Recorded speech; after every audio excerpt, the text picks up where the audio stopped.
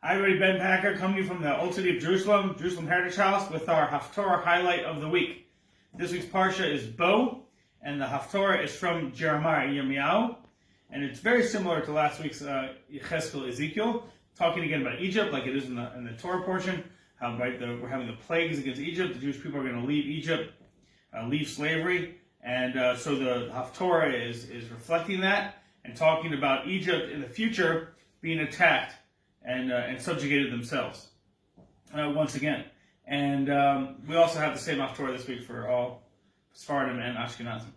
So the verse says, "But you, be not afraid, my servant Jacob, and be not frightened, O Israel, for I shall save you from afar, and your offspring from the land of their captivity. And Jacob shall return and be tranquil and complacent, and none shall make him tremble." So the commentators are saying, mostly the Matsuda David and the Radak, are talking about how the Jewish people are afraid because, first of all, they're so far away. And Egypt, that they were exiled from Egypt, but they weren't exiled very far, and they were able to return. But the Jewish people's exile in Babylonia was seemingly quite far away. So they could be very worried about that.